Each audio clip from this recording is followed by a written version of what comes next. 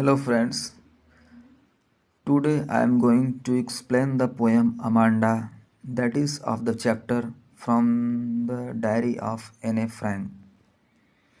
This poem Amanda is written by Robin Clay. This poem is the conversation between a little girl and her parents. This poem is all about the parents' instructions, order, and the imaginations of a little girl. जैसे हम जानते हैं कि जब छोटे बच्चे होते हैं तो बच्चे फील करते हैं कि उनको कोई नियंत्रित करा, उनको कोई कंट्रोल करा, उनको कोई दिशा निर्देश दे रहा। कभी कभी बच्चों को ये अच्छा भी नहीं लगता कि पेरेंट्स उनको हर बात पे बोलें कि ऐसा करो वैसा करो, डू दिस या डोंट डू दिस। तो अक्सर 8 या 9 इयर्स जो लिटिल गर्ल बॉय होते हैं उनको अक्सर पेरेंट्स डांटते हैं कि ऐसा मत करो ऐसा मत करो। This poem is all about the instructions given from the parents to a young little girl. यहाँ पे एक छोटी लड़की अमांडा है, उसकी माँ उसको समझाती हैं और बोलती हैं, अमांडा नाखून मत बाइट करो, चबाओ Amanda. Don't hunch your shoulders Amanda, बोल अमांडा अपने शोल्डर्स झुका के मत बैठो, ये सुस्ती छोड़ो अमांडा, सीधे बैठो, स्ट्रेट बैठो, seat straight, don't sit like this, don't bend your shoulders. अब यहाँ पे बोलते हैं, अमांडा अपने नाखून मत चबाओ, सीधे बैठो, कंधे मत झुकाओ, तुम ऐसे क्यों बैठी हो। तब वो लड़की इमेजिन करती है। यहाँ पे अमांडा कुछ बोलती नहीं, वो अपने इमेजिनेशन में खो जाती है। Here the parents give order, her mother gives order and the girl does not say anything, he just loss in her own imagination.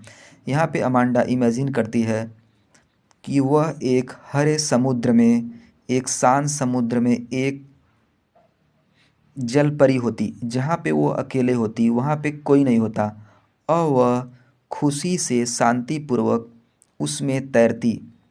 Here the girl imagines that C is living in a green peaceful sea, that C is swimming happily in that C.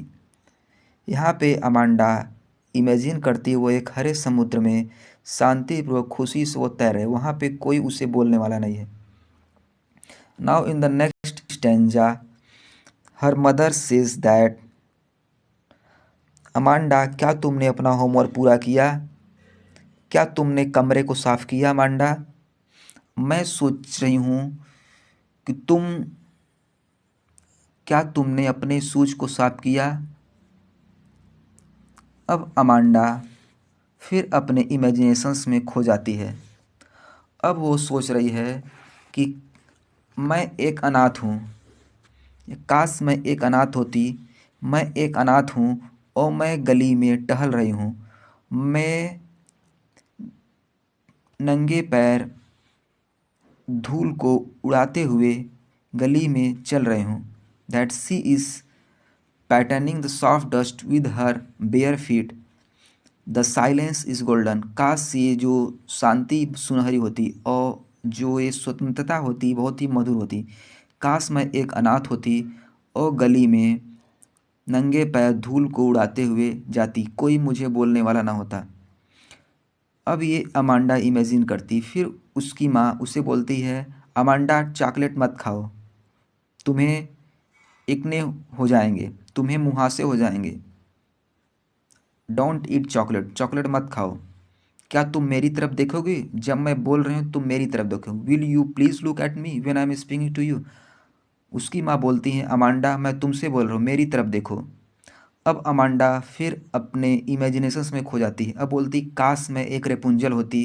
Rapunzel, ये Rapunzel एक कहानी है। Rapunzel एक बहुत ही beautiful लड़की होती है, सुंदर लड़की होती है जिसके सुनहरे बड़े बाल हैं, और उसको एक चुड़ैल एक टावर में कैद कर देती है, जहाँ पे उसका प्रेमी मिलने आता है। उसके बाद वो अपने बालों को नीचे झुकाती है जिससे वो प्रेमी मिलता है। फिर बाद में उस चुड़ैल ने उन दोनों को अलग कर दिया।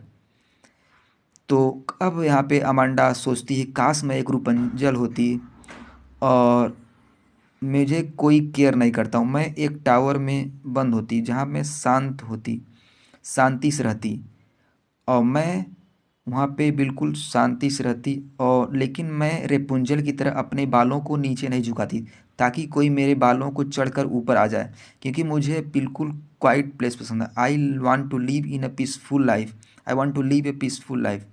मैं बिल्कुल शांत जगह में रहना चाहती हूँ जहाँ मुझे कोई डिस्टर्बेंसेस ना हो। And I don't want to let my hair down so that anyone climb with my golden hair. अब उसकी माँ बोलती हैं, ऐसी उदासी बंद करो अमांडा, तुम नाराज लग रही हो, तुम उदास लग रही हो, बंद करो। तुम हमेशा मूडी होती हो, तुम हमेशा नाराज दिखती हो, खुश दिखो।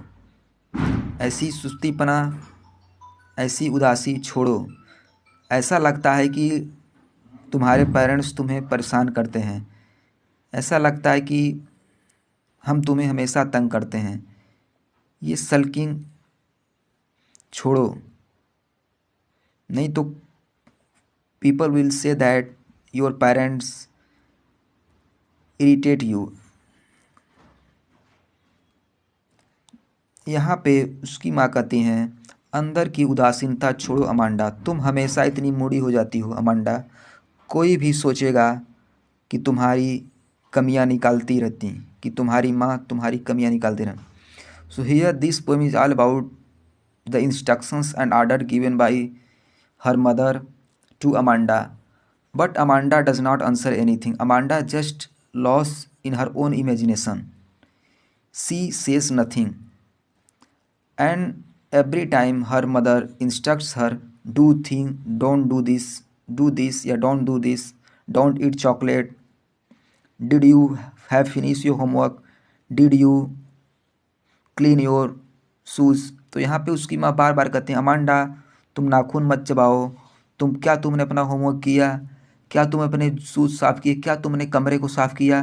बट लेकिन अमांडा उत्तर नहीं देती, वो अपने इमेजिनेशंस, अपनी कल्पनाओं में खो जाती और सोचती काश मैं अकेली होती, कोई मुझे बोलने वाला होता, का मैं एक जल परी होती जहाँ मैं एक हरे समुद्र में शांतिपूर्वक खुशी से तैरती रहती, और मैं एक अनाथ होती, मैं गलियों में नंगे पैर धूल को उड़ाते हुए चलती फिरती, और मैं एक रेपुंजल होती जहाँ मैं एक टावर में कैद होती, जहाँ मुझे कोई बोलने वाला ना हो, और ना मैं कभी नहीं गलती करती, मैं अपने बालों को नीचे झुकाती ताकि कोई मेरे बालों की सहायता से ऊपर टावर में आ जाता, क्योंकि मैं डिस्टर्बेंस होता, क्योंकि मुझे पीसफुल लाइफ पसंद है। I want to live a peaceful life that don't disturb in my life.